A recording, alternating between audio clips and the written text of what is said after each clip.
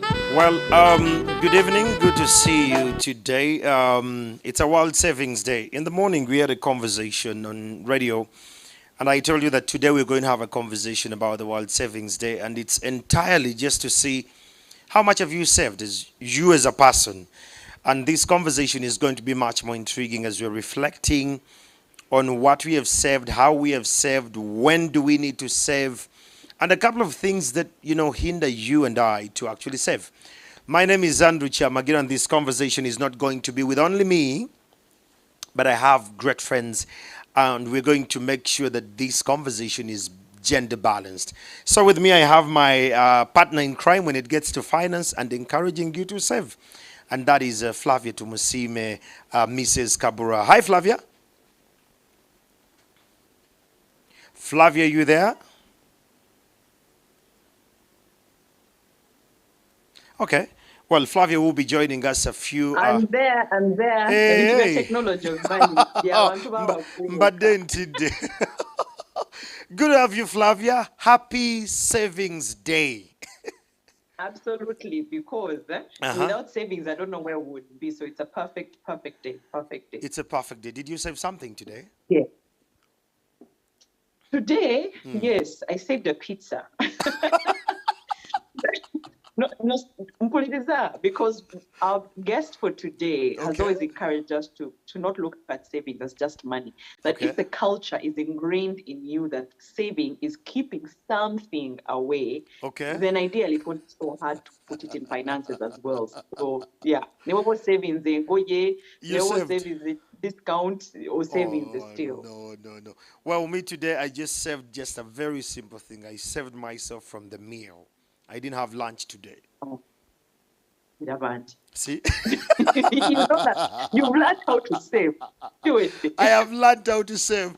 So, Flavia, for starters, I am going to be Yeah. dealing with my people Bantu Bawansi, and we have our conversations. And to those actually who are watching this from across the globe, share with your friends and family. Call them. Let's have this conversation. This conversation, I can relate it to a Bible verse that says that the road to destruction is wide and very attractive. And that's the road to the bars today because it's the end of the month. But the Exactly. road to heaven is very narrow. There are times Narrow. it's not visible. So the conversation we are going to have, it could have few people, but it's those people who the universe has chosen to have this conversation. So you who the universe has chosen to have this conversation, share with those you wish to have the conversation. Sicho. The good things are not either known or seen by. If everything was obvious, and Ay, by ay, then ay. everything is obvious, Life would be boring. everybody would do it. Life would be Yeah, very boring. it's like losing weight. Everyone knows what to do, but everyone doesn't choose to do it. Chichi, So even ngokulya with nnyo. wealth, Ngoku. ev- everyone could be wealthy. Now we choose to stay poor. So But well, to those joining us, we're having a conversation yeah, about the World Savings Day. Flavia and I, we're going to have an expert who is joining us, and this is Barbara Katende. For lack of a better word, I can call her a financial expert, someone who is, yeah. in the line of money every other day. The other day I was thinking what Barbara's husband thinks whenever you're there. You have a wife who knows money a lot, and you always be like, will she understand this, or she's just going to say, don't spend on that, don't spend on that? It kind of feels good in a way. I don't know if I've introduced her. That's what I see. I don't know what you see, Flavia, when you see Barbara Katende. You know, Barbara and I have had this conversation before about being in marriage and understanding money as women. Uh huh. Let me tell you, we are an advantage to men who understand us. Us women who abategeera sente. In fact, tuzibala nnyo ne tuddamu ne tuzibala ne tuziddamu ogwokusatu. Nga And that's mufaaki. a good thing. Listen, if men could only understand that a woman who understands money helps you to multiply it, keep it, Wow. turn it into great things. Uh-huh. So I feel like men should be more happy. Why mukazi atategeera sente nga at the end of the day akugamba lwaki tolina sente. They don't know how it appears, how it Yes. multiplies, just lwaki tozirina. It's very dangerous. So we are a good tool to have. There you have it. Really, To those who. but yeah. Tebagenda. Wali awo. But listen, if you have a question about finance, about money on the World Savings Day, Flavia and I'm live on my Facebook page, and Flavia is live on her Instagram. So run to our IG and be a part of the conversation. Flavia, given that you and Barbara, you've had these conversations before, Yes. can you bring her on Mulira Seke Yunis Mulava? Why? So thank you so much for all of you who are joining. Actually, I believe you are on my Facebook page as well. Yep. And also on Zeno on YouTube and Instagram. Zeno. I feel like we've struggled so much on how to place that term. Most Ugandans say it as they It see depends really where you went feel to it, school. which Zeno, is fine. Zeno. The idea is to know how to use the app or the platform, which is Zeno. And we'll get right into that in just a bit. But I'm actually glad this person is here in this conversation, because right in the middle of COVID, I decided to be a change maker. And I realized I was a new mom at the time. And one of the things we lacked as Ugandans and world over was that emergency fund. Everyone kept saying, but emergency fund will keep us going until the pandemic ends. I'm like, I tell you, who's emergency fund now? And where do they live?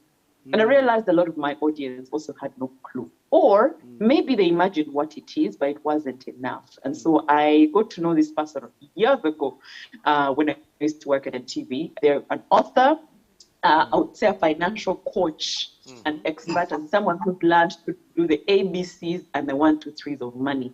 It's not that complicated. That's the one thing she stresses, that money is not that complicated. In fact, we're not so complicated. We put so much science and everything. And she blew my audience away because she explained to us that it's us. Aboluzungu olungi, abekozakoza, abategeera ennyo, abasoma PhD, doctorate, actually lose money. Why? Because like she said, money is as ABC, 1, 2, 3. So if you are ready to understand the simplicity of money, the simplicity of multiplying it and saving it, please welcome Barbara Katende. Nalongo. Hey. Thank you, Flavia. Can you hear me? I hope you can see me and hear me. Yes, we can. Oh, you look lovely. Oh, great. I'm so excited to reconnect with Flavia again. Every time we get together and talk, it's just so wonderful. Okay. And I was telling Andrew earlier that I'm glad to meet him. I should be asking for autographs and photographs. But come on. When I have an opportunity to interact with celebrities, I'm hoping that it will grab onto me. You're the celeb on that side. I am telling you. So she's actually here to help us make money. Me and Kyamagero want to make money. Well, tumanyo ziria na ye choku multiply it. Tumanyi no zikola ne tuzifuna naye okuzinyweza n'okuzikubisa multiply. We can spend money. Yes. But saving is hard. That's the hard time. Barbara, first of all, welcome. Maybe to give a bit of a small hello to our audiences, wherever they're watching us from, and then we can delve right into the conversation. Okay, so hello everyone. I'm excited to be here. So Flavia, we can just get into it. Okay, so one of the things that I realized about my audience, and Kyamagero will argue that our audiences are so different for my future if I'm currently not making it. And I know this might push you into that conversation of 7 streams of income, which you like to preach, which is also good for us. Okay, so basically, when we talk about money, where is the money?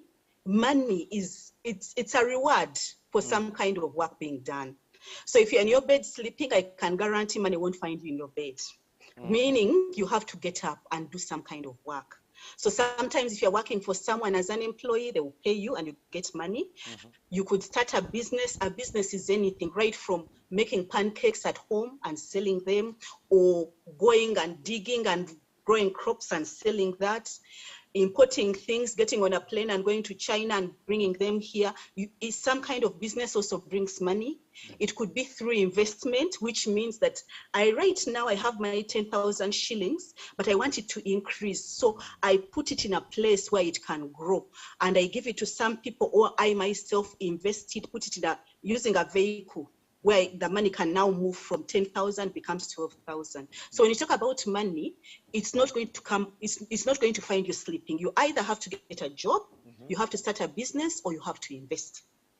And for ladies, one of the easiest ways of getting money, you can marry into money, That's why when I check and I look at, before I say yes to Andrew, I have to first do my due diligence. How is his bank account? I'm the weaker sex. I expect him.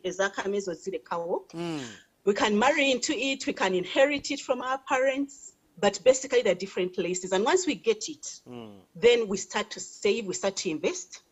And in order to understand this money, what do we save this money for? It's to put it aside for a rainy day. What you are leading to earlier, Flavia, that in case an emergency comes up, do we have that money set aside?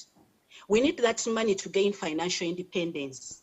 This year we've been talking about 60 years of Uganda being independent. As an individual, am I independent? I'm not going to be independent until I'm financially independent. Yes, I may be 60 years old, but if I don't have money, I'm not financially independent, then I can't begin to talk about independence. And this money helps us to enjoy ourselves, to live with dignity. When you have money, even the way you work is different. When you have money, you're able to own your own home. You're able to cater for your kids' education. Even as you're growing old, you age gracefully. When you retire money. honorably. And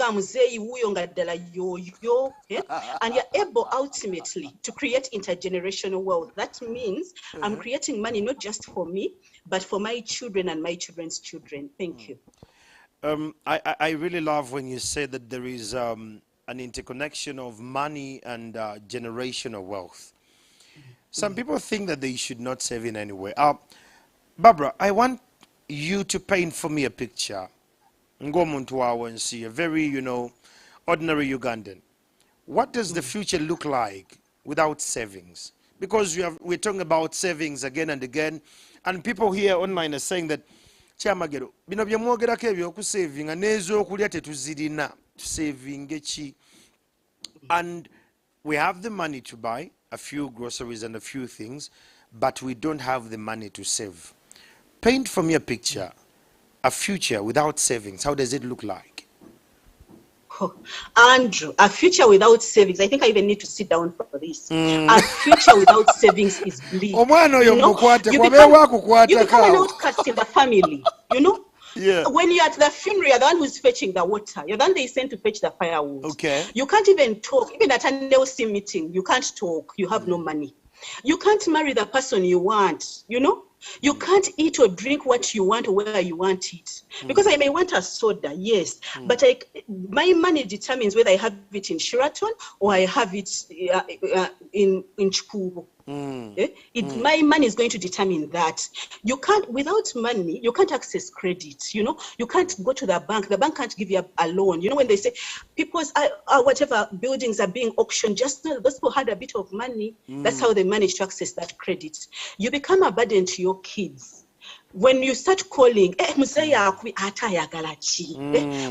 time you call your phones, no one wants even to pick the phone. Because when you call, even if you're just calling to check on people, to say hi, how is the weather? People are assuming, your China state is asking, for money. Asking about the weather. And when you talk about government here to Yambi. Meteorological center. Now, how is our government helping us to get that money? When you become 80 years, government, first of all, from today until you become the age of 80, government is not going to help you at all.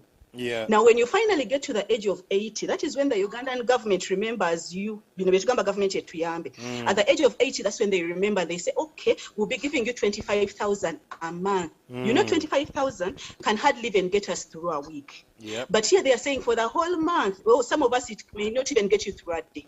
But they're saying the whole month they are giving you 25,000. At the age of 80, that is when they remember.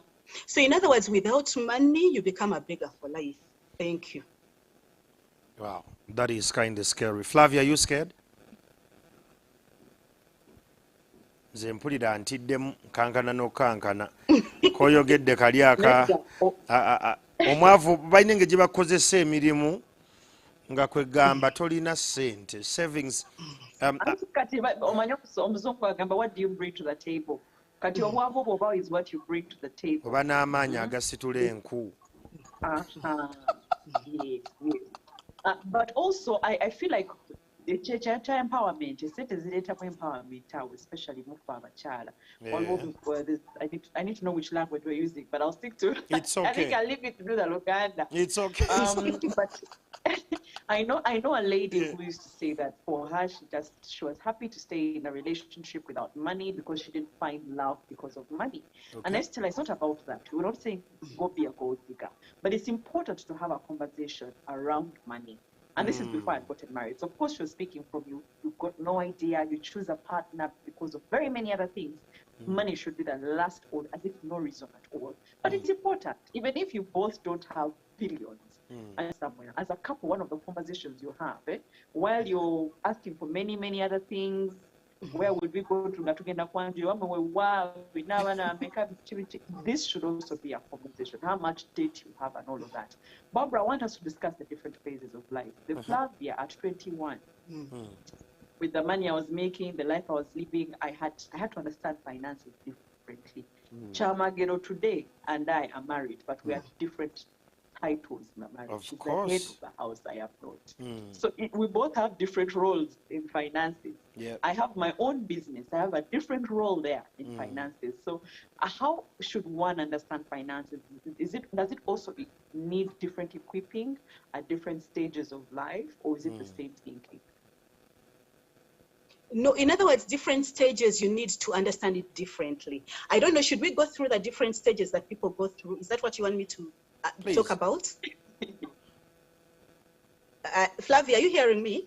Yes, I am. You're very clear. So we talk about the student, right from when someone is a student. I think that's where we should start. Yes, yes. Because most times we think about when you get that job, but let's start when you're still in school. So what profession, which means lots of money coming in from day one. I want you to think about two students. One student graduates campus as a lawyer or as an accountant, vis-a-vis someone who is graduating with a B-flat course.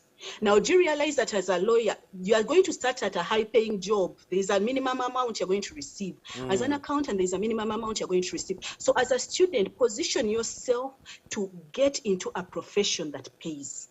And after that, even as a student, another thing you need to think about is your school fees. Is your school fees paid? This requires money. Paying school fees, the school requirements, pocket money, all that is a money discussion. But in addition to passing, learning all these subjects we need to pass to graduate, I want, as a student, you should learn as much as possible about money. And I think Flavia alluded to this at the beginning.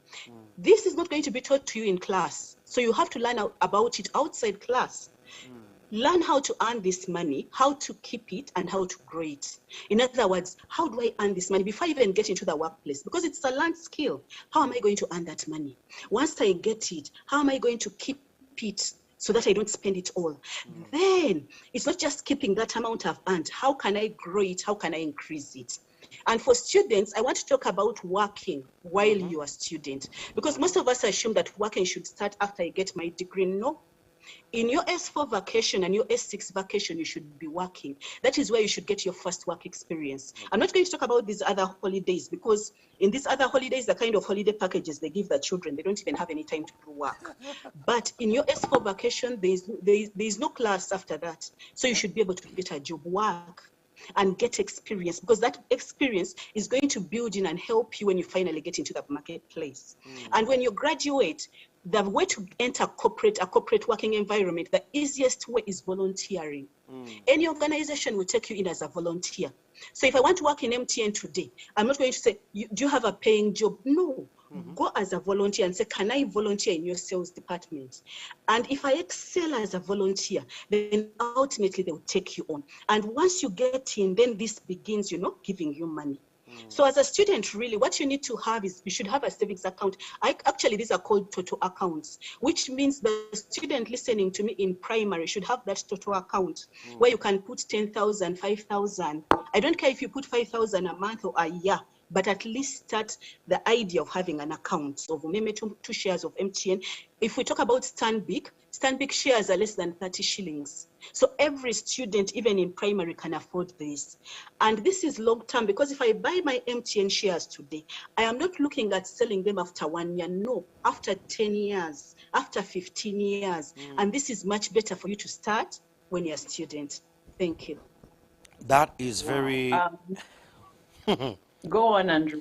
I'm just blown away. I'm just thinking about Mandela's account. I think I should start it. The money there should now go into investment. You know, Exactly. I opened up Mandela an account with one of the banks, but again, I was planning to open up for Zaza a Zeno account, so that possibly this could actually find. But I'm just going to merge the two, that we don't have problems there, because it means that by the time they start to work or they start to earn, they have where to save, and they know this is their money. And they've already understood about saving. In other words, most of us learn about it when we have a job and we're making the mistakes. Let's make the mistakes while we are students. Okay. Let's save and then go and withdraw it, and then you realize I've used it all up. Then you say, I'm going to do better. So by the time you get to the working time, you're already an expert. I totally understand that. But you see, Barbara, money is platonic. When it gets to relationships, now, me, I would speak to you as a Muntu Awansi. I have to take care of my father, my mother, my relatives, my siblings. And if I marry, by God's chance, this is an example. If I marry, I could find a girl who is very beautiful. And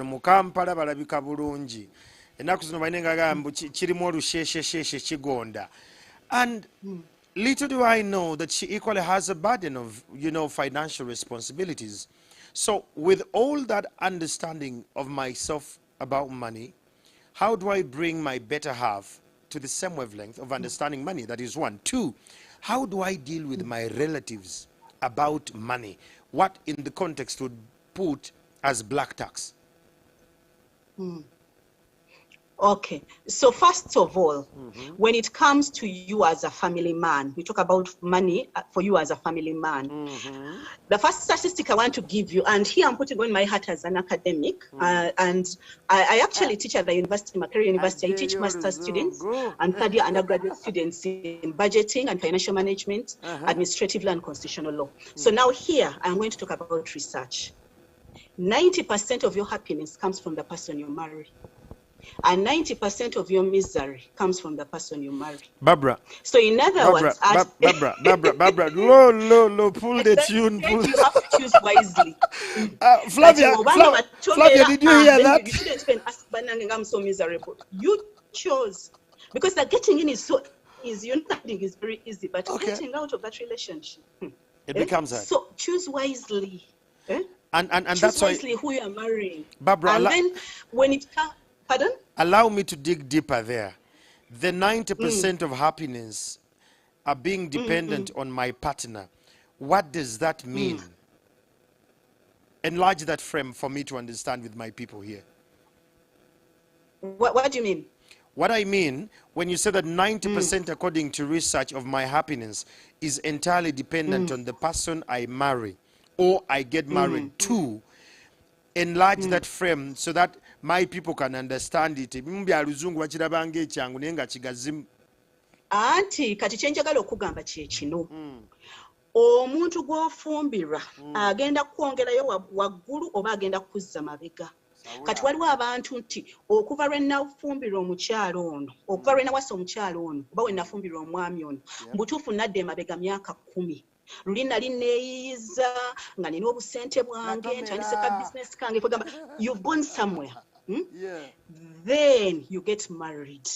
Now, either that person is going to help you move further because you're thinking in the same direction, you're planning together, or that person is going to be this spendthrift and they just keep pushing you backwards. You are miserable at home, you cannot plan, you cannot. So it has a very, very big connotation where you're going to go. I want to also tell you another statistic. Whatever, the number one cause of divorce, this research has been done in Uganda and all over the world. Number one cause of divorce is finances. It's not infidelity. It's not like, he got a second wife, he did what? It is finances. Number one cause of divorce. And the most difficult subject for couples to discuss is finance. It's very easy for us to talk about the kids, we gossip about the in-laws, the what. The moment you start talking about finances, you see the woman, she starts rolling her eyes. The man starts acting, I'm tired, I'm moving away. He gets, offended and he moves away. It becomes a very difficult subject to whatever. Yet, you have to discuss it if that relationship is going to be successful. So if you're talking about a relationship being successful, that means you, the husband and the wife, you have to force yourself to have this conversation. You know the man is the head of the house, but we the women, we are the neck, which means the man cannot move his head without permission from the neck. You need my permission to, to move that neck. Yes, Flavia, you're saying something? Yeah, for me, I actually believe that we are raised thinking about that separation principle of money when it comes to relationships, that his money is our money and then my money is my money. But a dual income home goes further and faster, So I'm not saying that women need to give 100% of their money to the home, but once you decide to commit to someone, it's okay to move faster. So some people don't even want to discuss goals together as the family. You want the man to come and say, but they want this at the But for you, even afraid to say it because of many of So women are afraid of discussing goals because of that reason. I know many couples, I don't know if Barbara can confirm if this is actually something people believe in. But I think you should know your partner's what your partner's pay slip should show. At the end of the month, I incentive and everybody chikumi njagala nguli omanyi sente mmeka zaafuna naye naawe abeera ino tegeera sigamye nti aziggyemu, but I think you should know each other's finances. But of course now we've just changed to showcase tables. Tables are just and I agree. What I would add on, we should have both individual accounts and joint accounts. Yes. We should have the individual account. In other words, I should have my account whereby I can spend my money without explaining. If I want to go and do my hair, I don't need to ask for permission. I want to go and buy earrings. I don't need to ask for permission. If my husband wants to go and watch a football match, he wants to go and hang out with the boys. He shouldn't be saying, Katibanange, now I'm hanging out. We needed to have a drink. No. So have your individual account, but also have a joint account for the family. As you're moving, as a family, what are we planning? The kids' school fees, the investments, the joint things we are doing together, that should be there. So you should have the freedom to be an individual, but then have joint investments which can take you together as a group. So I can give people an example, and I think a lot of people have issues with this, but just like Zeno, because they're goal-based. So you pick a goal, you say, I want to go to Bali, and it costs $6,000. That's your goal. So you come running from today until whatever day you raise that $6,000. Where do you want to go? Or you say your goal is 200. Okay. No, but you see, it's like Hello January, where what we're saving is whatever amount you want to be using in January as a buffer. So it doesn't have to be that much. Oh, yes. But even in family, for example, my husband and I, before we had a child, we had goals. I think there were dreams more than there were goals. Yeah. But one thing we're clear of, we will never be the family that I said that won't be us. And so we said for us, we won't be those people. So what we did, we opened a joint account. But then I told him, what's the point of you and I working hard? And our money goes to only school fees. So we decided to create a child's account. And that was, he needs diapers, he needs new shoes, he needs to go for a haircut, he needs feed. He's the child that at all times, even if him and I are broke, there's a rich human being in this house. And at the time we didn't see the value, but we decided also that you need to decide when it comes to saving as a couple. How much am I putting? How much are you putting? Because he's the head of the home. He might decide to put the largest percentage. And I tell him my capabilities is, now mind you, sometimes I sneak, but today it helps us so much. The boy goes to school without us blinking. When he needs anything, hospital, because and I'm saying that in a bad way. Nobody now, Andrew, you get sick, no panicking. Yes. Savings there.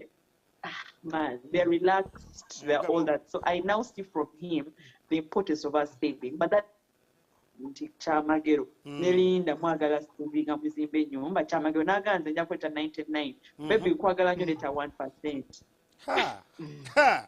Right, tukoze 50-50. No, actually, what I would recommend Barbara, is you do a percentage of your income. Because Anti kati earlier okola on, percentage ya income yo kati kai tugende mpola, unless I'm mpola, mukyala Katende, contributing 40%. oganye, mukyala Katende, This is why it's 50 to 1 million. Mukyala Katende. She said earlier that our money as men is our money as a family. And their money, because that's an analogy we all grow up with.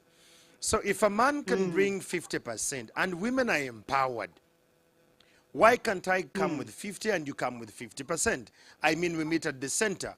If we are going to deal with the financial transfer, you can't have your cake and eat it too. I am the head of the home, and what happens when you're incapacitated? Now we're going to you see, if we cannot demystify the 70-30 model. I am not the running account. Barbara, please Andrew, come through. As married women, we expect Kameza to subiro. But why do you need Kameza when you're empowered? President or prime minister. Actually, Barbara, yes. Whose example, what if the woman earns more? Barbara catch handling. Kati, let me tell you, to me, actually, what I would recommend is put a percentage. For example, you can say, from my salary, I'm going to contribute 40% to the joint account. Even my husband will contribute 40% to that account. But it's 40% of what I'm earning. So, for example, if I am earning 1 million, my 40% is 400,000. Yes. He's earning 3 million. His 40% is 1.2 million. So in other words, he's putting more because he's earning more, we are putting the same percentage. That's fine. And I'm remaining with this 60% to do my things that don't require permission. I don't want permission when I want to hang out with the girls and it's like, I tell you bought a new shoe. That came from the 60. So in other words, if we agree on percentages, the person who earns more winds up paying more. You know, like how taxes are where they say all of you are paying 30%, the person who earns more pays more. But you're all paying the same percentage. So Barbara, does that cut across in case my wife earns more than I am? Yes, because if she earns more than you, she wind up putting more if you're looking at percentages. But this is really, the important thing is for you to discuss. You'll see what really works for you. The idea is just begin that conversation about money, such that it ceases to be the elephant in the room, you know, the subject that's never discussed, where you discuss all these other things and you fail to discuss about money. Because that's really what leads us into problems. Someone has their money and I'm coming from this extended family, I'm looking after 30 people in the village, you are only looking after one. Or me, I'm coming into this marriage with a trust fund. My grandfather worked hard, so you know, I just keep getting the interest on that trust fund. Then once you agree on percentages or whatever it is, then it ceases to be a subject that you can't talk about. Absolutely. And you can know that at this and in the when we look at our cycle of life, things change. So today, Andrew, you have a job. Guess what? If you get a stroke, your wife may be the major bread earner. Then at some point you become, you know, life keeps changing because this marriage is a journey. So you should know that from the beginning, both of you have the capacity and the ability. Because at some point, one may have to be the lead, to chip in more than the other. So it doesn't mean that I'm going to get divorced just because my husband has got a stroke and he can't work. When we say for better, for worse, this is the for worse we are talking about, you know, the world. And within that time, I should be able to bring more and be able to manage the finances better. Yes, thank you. Wow. I see Kyamagero, that. are you learning anything? I am learning every day, and I love it. Flavia, you know how much I actually get so much interested with money. There is one other thing that comes through. Flavia earlier said that women get scared to talk about financial issues because there is no bit of, you know, transparency, and where we go from an empowered woman with a lot of money causes a little bit of tension in a home. For the men, with all this data you're reading, Barbara, why are men scared to talk about money with their wives? Why are we not so financially transparent? And how do we fix it?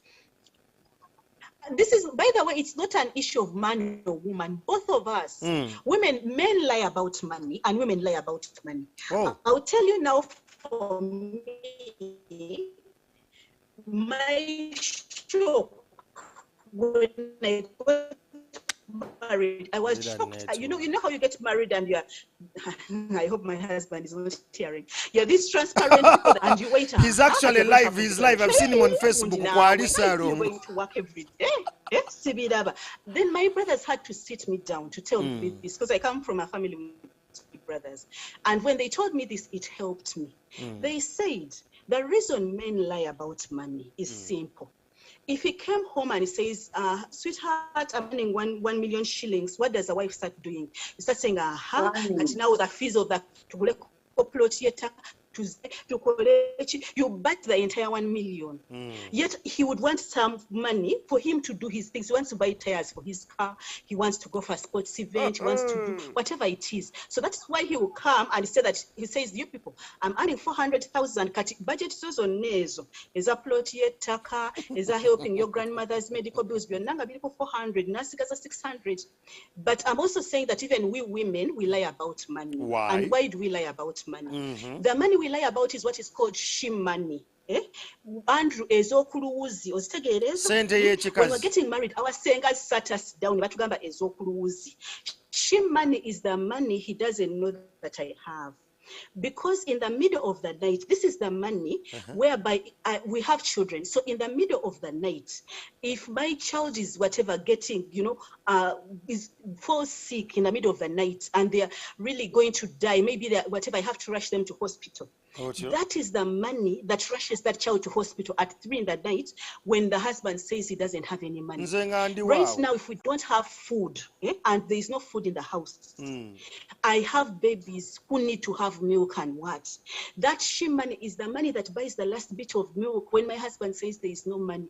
So in other words, here is a relationship where the husband is lying and the wife is lying. So once we understand that, and once you understand that he won't tell me everything, but then I also ask myself, am I telling him everything? So once we know that both of us, none will totally, completely be transparent, then you know that as long as we are able to bring together some amount in a joint bench, in a joint account where we can do joint things, that's good enough. But the waiting for someone to be totally and completely honest, I think they will just have to wait for Jesus to return. Thank you. Let me tell you what. You wait one day when you wake up and you're like, can you believe how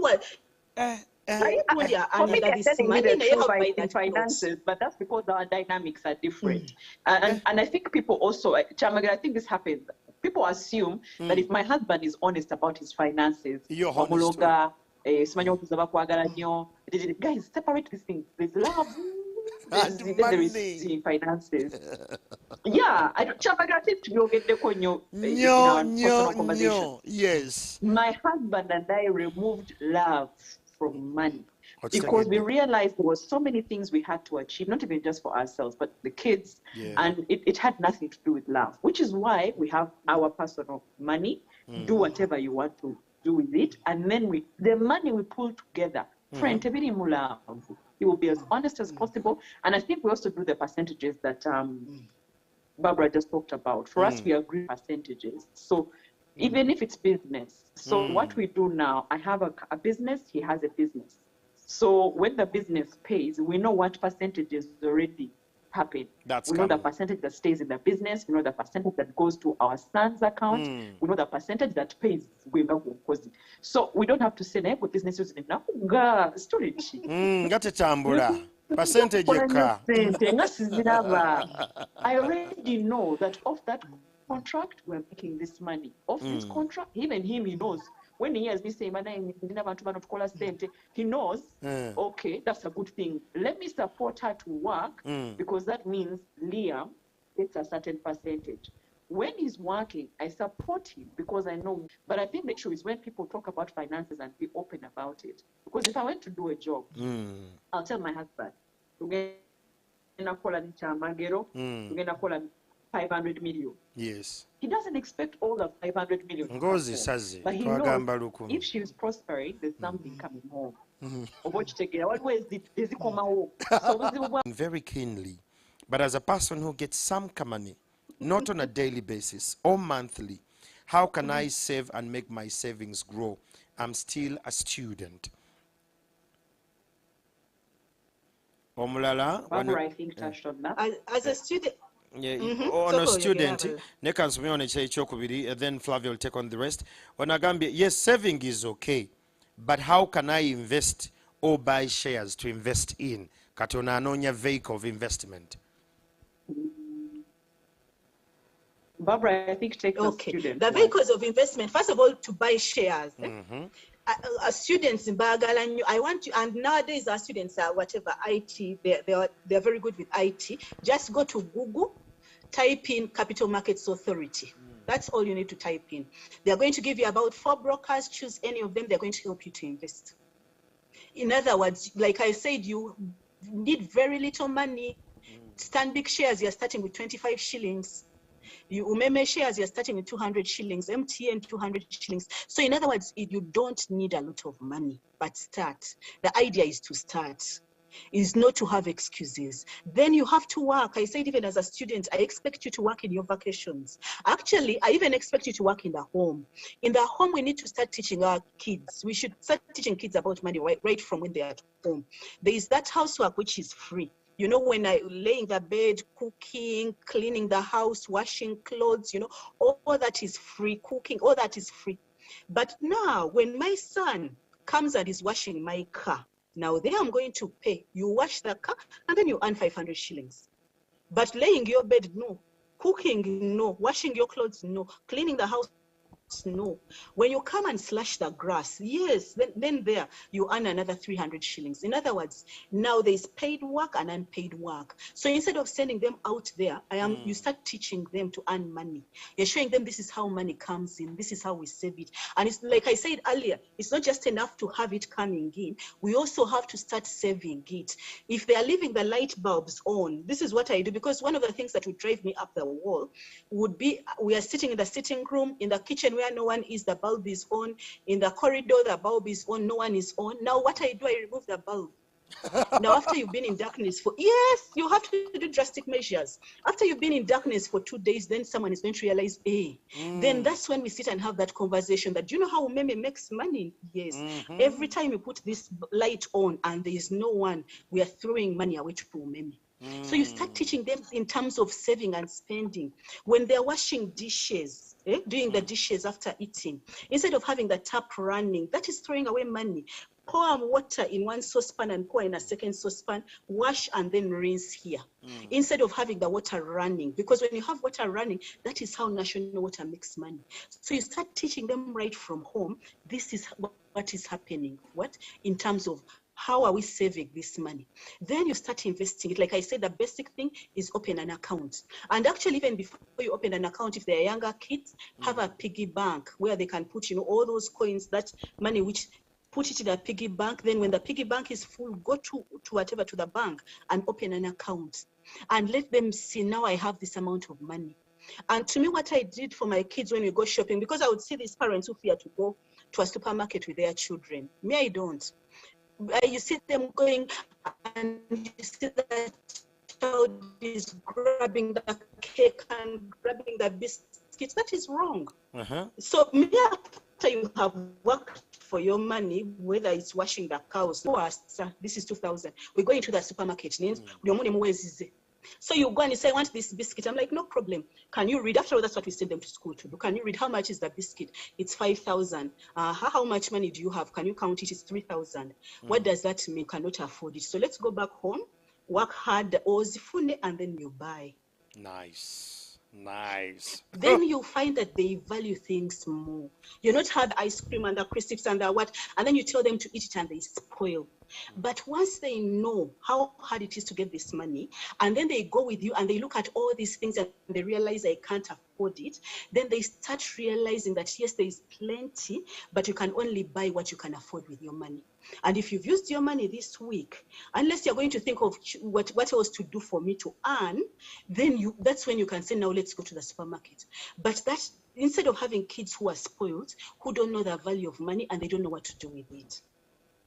Thank you.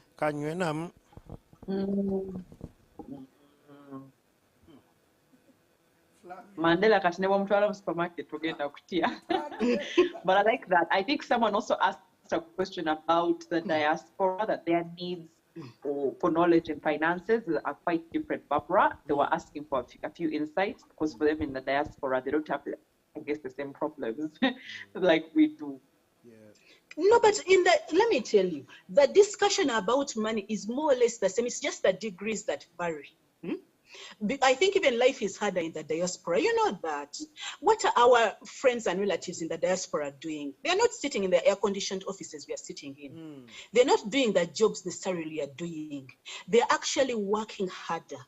Someone is working 3 jobs, and these are jobs whereby maybe you're looking after the elderly, maybe you're helping to clean the streets, or you work from this job, you're working at night. Many of us are in our bed sleeping. Someone in the diaspora is actually working at night. So in other words, the money there is even harder to earn, which means the more reason to teach these kids and say, you see how hard it is to get money. And you know, here in Uganda, even when I don't have money, I can go to my grandmother's place and stay there.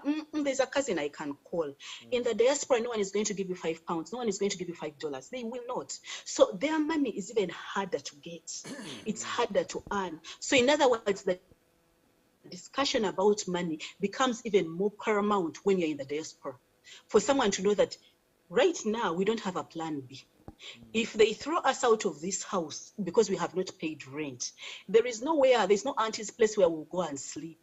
If we're not able to buy groceries, there is no place we're going to go and they give us groceries on credit. So which means irrespective of where you are, it's important to have this discussion and to know that how can I save this money? How can I invest? And how can I make sure that I have money left for tomorrow? You know, there's this thing of YOLO. You only live once. I'm going to die. People have died in COVID. Now Ebola has come. They are dying. Let me eat all my money.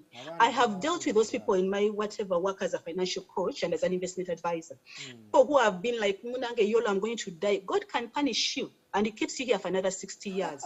And you go through those 60 years broke because you have refused to invest. So which means irrespective of what you're earning, you have to save some because you don't know how long you have here. And you want to make sure that for as long as you're here, the kind of life you're living is quality life. And it can only be quality if you have saved and invested. Thank you. Absolutely. And what I love about Barbara is that Barbara hates spoon feeding people. That's one thing I love about this friend of mine. She will tell you, please, go and don't ask me the real meaning, the real process, the real everything. Go and Google. And some of us who want financial freedom, Chituruma is the information. People don't like to understand shares, when, how, when, who's the boss of Capital Markets Authority, which address, where do I find him, which is why things like Zeno are here, because it takes that guessing game out, because you put your money and they'll actually invest it for you. And the best part is that they'll ask you for your risk appetite. They'll ask you a couple of questions, and based on those, they'll say, this one wants to just look at their money. They don't want it to, they're not high risk, low risk investments, and they'll take that out for you. So that's why one of the things that I thought is the best finds, I think I joined the other year, was actually Zeno. So try them, because for them, they'll do that thing. They'll invest your money in shares, in unit trusts. So you don't have to now go to the unit trust and actually get this information. So try it. They're currently running the Hello January challenge. If you haven't heard, we don't want Jan to stress us. So I hope you're already in the mix. If you're not, let me be Barbara. myzeno.com. Stop being lazy. Anyway, Kyamagero, I saw someone asking the steps to financial freedom. Oh, yes. That they want the 1, 2, 3, 4, 5, 6, 7 steps to financial freedom in the long run. I don't know if we can help that person get there. But Barbara, we can engage that, please. So steps to financial freedom. So the first one is to know, first of all, get a job. That's where I started with. Get a job, start earning. Once you earn that money, you say that now I have earned money. Then the next issue is, can I begin to save? You have to save some of that money. So let's start with, when you're earning your money, your first step is to decide that I'm going to live on 50% of my income. That is what we call living below your means. I am earning, let's say, a salary of 1 million shillings. I am going to live on 50%. That means I'm going to live on 500,000. So 500,000 should be enough to cater for my rent, for my water bill, school fees for my kids, the food, everything. Then the other 50 The other, well, 500,000 should cater for that. The other 500,000 should go into investment. Once you have that as a rule of thumb, you're not going to go wrong. Invest 50% of what you earn. The second thing is, once you get your money, pay yourself first. When we say pay yourself first, these are all just, they seem like technical words. What we're actually saying is, before you pay that water bill that makes National Water rich, before you pay the Umeme bill that makes Umeme rich, first take off your money for investment. So before I go and buy a new shoe, a new dress, I pay school fees, I do what, the first thing I need to do is, have I taken off that 50% for investment? And here I would recommend, if possible, automate. By automate, I mean, instead of feelings, today I feel like investing, tomorrow I don't feel like investing. No. Automate is, you can go to your account and put a standing order. Standing order means it's an instruction to your bank and tell them, as soon as this money comes on 30th, take off 550% of it and put it in another account, which is going to be used for investment, where I can't touch it. And that means whether I feel like or I don't feel like, that money for investment automatically has gone off. And manage, then when we come to this money, start managing it. In other words, once I have this money for investment, what vehicles should it go into? Should it go into unit trust? Should it go into treasury bills? And like Flavia, you've alluded, you can find like an investment advisor, an institution like Zeno, they can help you, or different institutions to help you and say, this is where this money should go. And that money, you shouldn't touch it. You should consider it like a sunk cost. For example, like how you put aside money for the water bill. Once you pay the water bill, the investment, you should not be looking at it now. That is money for your future. And for people who are working, I would recommend on day one, some of us are coming to the party late, but really what you should be done, the first job you get, the first salary, take off money for retirement, because you're going to retire. Most of us remember to plan for retirement when you're in your 40s and 50s. That is very late. Day one, your first job, the first job you get in your 20s, begin planning for that time. Why? Because you're going to retire at 55, but you're going to die at 95. That means they're going to be those 40 years. Now, they can either be 40 years of joy and happiness, or they can be 40 years of drought and bliss. Like we started at the beginning. When you don't have money, even people avoid you. Let me tell you, even you say, I'm not sending my kids. So once those steps, then you start moving into the right direction. Thank you. When you say that, to bring it to context, in our meetings in ground, when you raise your hand to say something, because you don't have money. I mean, you become a little bit a hard person. Friends, we are finalizing this conversation. I really want to thank you. But my retirement, every time I'm talking, retirement sounds more than ever, because I am specific, I am intentional about my saving. There is something Barbara said, that if you don't save, God is going to use you as a litmus paper to prove to people that you can live for 70 years. You know? So don't be that kind of judges. So start the saving today. Zeno is regulated by the Capital Markets Authority. Binzo kubanga bya luzungu osobola okujja ku Workers House ku first floor noga njaga kulaba Zeno. Webali oyogere nabo. If you are abroad ng'oli mu diaspora, South Sudan, nalabye wano ali e Rwanda ng'agamba naye ali overseas, nedda oli mu region, just go on to myzeno.com. MyZeno, it's myxeno.com. Obengo osobola ofuna information yonna gyeyetaaga. Download the app, understand how these shares work. Brad, weebeereremu. Nze mu January togenda kummenya. Mu January siwola, simanyi oba Flavia awola. Flavia, mu January kinaaba kitya? Siwolangako abantu bempola bagagga bannange. Okitegeera.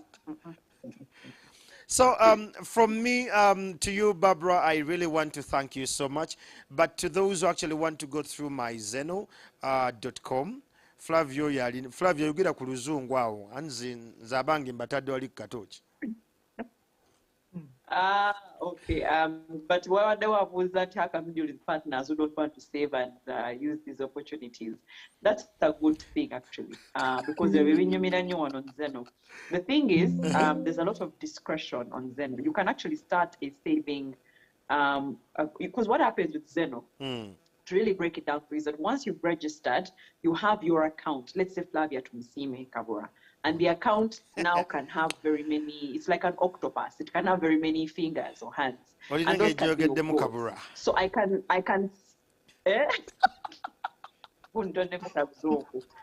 anyway, one goal for Flavia can be holiday at the end of the year. The other goal can be emergencies. The other goal can be medical. The other goal can be buying a piece of land. And the other goal can even be saving my husband from himself. So no mujanga ko busente no mumutera on that goal. You know, you can do that because all those goals can actually happen and grow at the same time. So what you do, you say, this goal I'll put 200K, this one 50K, this one 300 under your same account. So every single month, Barbara has already told you 50%, you should then use that other 50 into saving and growing your money. You know what you're putting in each of the buffers. So the whole time, these are the women who wake up one day and tell their husbands. Meanwhile, that one is like, from where? How? You have a trail to show him that you've actually been doing this for the family. So it's great for discretion. It can be under your account if you're willing to one day give it to the family. But I think what you can do is that once you save for the family aside, quietly, privately with Zeno, one day as it was them sweetheart, we're good like this. So it's great because it's just your account and as many goals as you want to save for. So it's fantastic. So just save with them and pick a goal. Guys, the goal can even be as stupid as, okay, not stupid, but as silly as I want to buy shoes. And the shoes cost X amount of money. And you do it, okay? And the beauty about it, which I know that Kyamagero might not like, you can actually lock your withdrawals. You have to pretend it's not there. That money doesn't exist. When you're saving, don't save to save. Because everything will be a problem when you save money. Barbara, I don't know if you know that. You know when you have your money saved, everything is an emergency. Exactly. Okay. Yes. Everything is an emergency. So lock your withdrawals and say I've locked them for 1 year. And for 1 year, all the emergencies will just wait. And you can save your money. So yeah. That is the way to go. I'm really very thankful to my people who are watching this, especially those in the diaspora. And you feel like your money is not safe, you've tried to save and invest with some other entities, so you've decided to have your money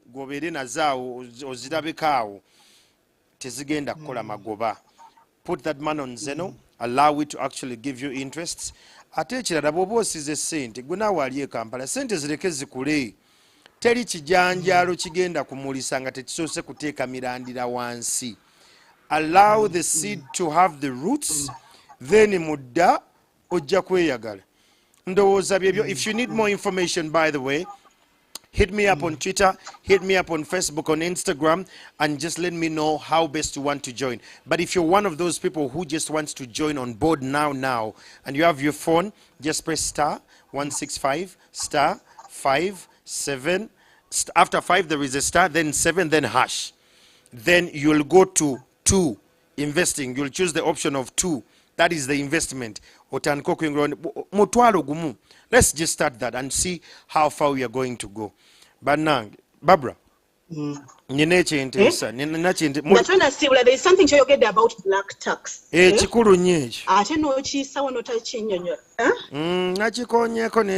I think this is one of the things, just before we leave, we make sure that we talk. Because I think this is a heavy burden that we carry, really, especially us as Africans, you know. And black tax, this comes from the book of the one who describes it best is Trevor Noah in his book Born a Crime. That if you are successful, kati Andrew Munange mukama akuyambe gwali mu Kampala otuuse, but you are carrying the weight of everyone in your village. It's that weight of, so that stops you from saving, it stops you from investing. And many of us are carrying these burdens that are stopping us from reaching our saving goal or our investment goal. In Uganda, we are known as one of the friendliest countries in the world. You know, when people come to Uganda, they don't want to leave. The first thing they say, Ugandans are so friendly. But because we are so friendly, that is why Ugandans are so broke. We have a lot of resources, but we are so broke. Why? Because of that black tax, the endless, actually I would call them the endless social obligations. It's called also cultural blackmail. Eh? For example, if you look at today's Monday, if I asked you what you're going to be doing the rest of the evenings, there's going to be a meeting, wedding meeting, graduation meeting, what meeting, and all those meetings you're contributing. And you carry that weight. And if you don't go to the meeting and contribute, now you who show up for your wedding, who do this for your kids. So in a way, they blackmail us and we wind up carrying the weight of the entire community. So here I want to talk about it because many of us, if God has blessed you and maybe you've attained a level of education, you're the only one in your clan with a master's degree, you're the only one who is in Kampala. So everyone's problem becomes your problem. And there's a way they boost us. When you show up, someone dies, the funeral doesn't start until you arrive. You go there, then it's you to buy the coffin, it's you to buy all this. MP2B. Now in Ozimba, Nogamba, when I'm nothing. My kids will just say, Mommy, you're not important. But when you go to the village, there you are important. You are the guest of honor. So they butter us in a way that we begin to give out money, which would have used for savings. So I want to talk to that group of people. That if you are in that situation, you have elevated yourself to a position of Jesus Jr. It's you who feels that Jesus Biatakola, you have to go back and start giving on budget. And start saying that what is my salary? My salary is 1 million shillings. I have to give because giving there's a blessing that comes with it. But I'm only going to give a percentage. I'm going to give 10%. So when Flavia calls me and says, "When I get 50,000, 10%, that's 100,000. That is my charity budget." She calls and says, "In 50,000." Andrew calls, "One I give 30,000. Another person calls, "Ngampa 40." So when the next person calls, you don't have that money. You have to learn to be that and say, "I am not going to interfere in my kids' school fees because I am carrying the weight of the village." And you also have to identify, this is something that we're not doing, but we have to start doing and say, "Yes, ni never judge but I'm only going to choose one. This is the one whose medical bills I'm going to be responsible for." All these cousins, this one is the one whose school fees I'll be responsible for. Let also other people carry the burden. Because many times you're carrying heavy burden and you're not saving and you're not investing.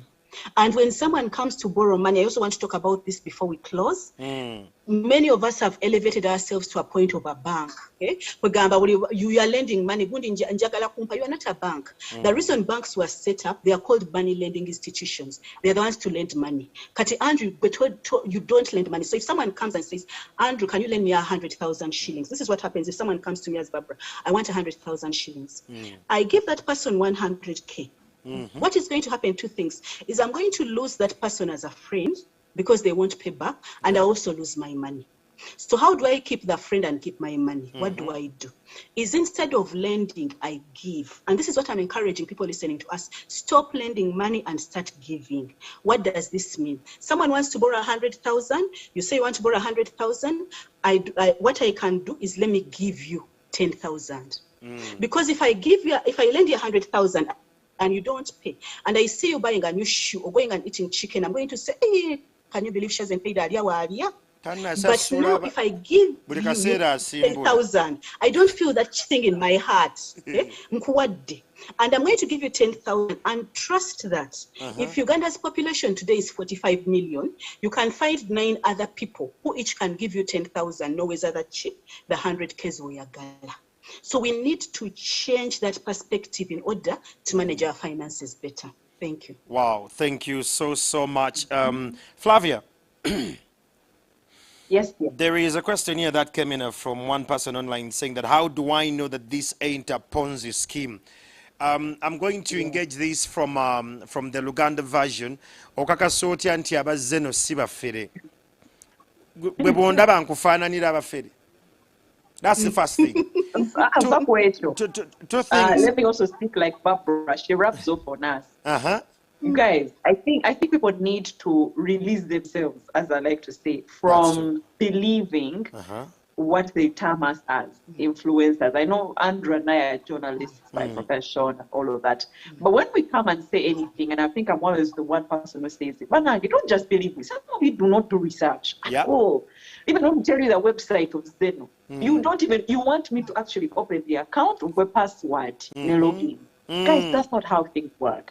When we say they are Capital Markets Authority regulated, BOU knows them, so on and so on. Still, don't take my word for it. Zeno is everywhere. You can go online and type it Zeno Uganda and you will read stories. You understand what I mean? So don't say Flavia and Andrew can't be involved in a Ponzi scheme. Yes, our morals wouldn't allow us to do that. But also, you know us from the internet, from TV, from radio. So I know I'm a very honest person. Please do your own research. You know, even if Andrew came to me and said, but funda pencils are ready. Retirees. I will say Babaitani. Go, I'll do my research. But yet he's my friend. I should be able to just say, never Andrew guy wanga. So please learn to do your research. So yes, it's not a Ponzi scheme. And I just believe if you go to their website, if you read about them, if you just read about what they do, if you read about how they're regulated, it will make this so much easier that you won't even have to doubt how it's done. If you go and see how it flows, how they invest your money, how you can access your money, all that transparency, will actually help you. And it's by a Ugandan. It's not by an American who we can't find them. The other thing I think in Africa we need to dig. I agree that someone, Brenda Tina, said that if Flavia says something, most of us won't research. We'll just go with it, that's a good thing to trust because some of us have a reputation to keep. But trust. Even after Flavia says it, go and do your own research, and then now you just feel proud of yourself. But yes, they are regulated. They are right. They are true. But make a research. And maybe to add on to Flavia what she is saying, I want to define specifically what a Ponzi scheme means. And Andrew, this is basically for your audience. What is a Ponzi scheme? First of all, there is no shortcut to wealth. Tell you, when something sounds too good to be true, run away. How do you define a Ponzi scheme? Those are the things that sound too good. Money will fall from heaven. But how do you distinguish between what is a Ponzi scheme and what is not? This is the easiest way. If you cannot explain an investment to your grandmother in your local language in 3 sentences, don't do it. Money and investment is very easy. You should be able to explain it, for example, in Uganda in 3 sentences. If I'm explaining an investment, I'll say, I bought this at 5,000 shillings, then I sold it at 7,000 and I made a profit of 2,000. You see how easy that is to explain? If I'm given a job, for example, I have a job in this organization, I'll say I've been given a job in this organization. Here is my appointment letter. If I do these tasks at the end of every month, they'll give me this amount of money. Simple. But if someone is bringing you an investment and they say once you enter, then recruit 4 people and then those 4 people go out and then what? There you run. So if you look at Zendo in terms of it, they're saying put your money here and then decide what it is that you're using it for. And then you will see immediately return that I've put my money here, the accountability is there immediately. So that is what you need to check. Can I explain it? Because investments are very simple. Whenever someone says, then you put it here, then you recruit how many people, that's the definition of the Ponzi schemes. And then ultimately, I just want to reemphasize what Flavia has said about regulation. The reason regulatory organization exists is that is the place to go and report. Which means, like, for example, if you are doing an exam, there's going to be the internal examiner who marks you, but afterwards, your papers are also taken. There's an external examiner who looks at them. In an organization, there's an accountant who deals with your money, but there's an external auditor who comes and checks on how the money was used. So this any institution where you want to put your money, you need to check, is there a regulator? My money, where do I report them? Then you're going to know there's Capital Markets Authority where you can report. So you go to the website of Capital Markets Authority because they have the list of what those organizations which are regulated, and check is it there. If it doesn't appear there, run, don't invest. And just in case they do something wrong, then you can report to the regulator. And believe me, these regulators act. So never put your money in an institution that is not regulated. Thank you. Thank you so much. Now that we've talked about saving, I really want to save the rest of the time for your husbands, both of you, and for my lovely wife and children. So to those of you who have just joined the conversation, you found it underway, just look out for myzeno.com. Inakabidi tinyiga *165 *7# and follow the prompts. Start investing today. If you don't save today, your money won't save you any day soon. See you on the other side of the servers. Ndowooza bye byo bannange ndabira Saalongo ndabira Mwami Kabura. Why do you get to Kabura?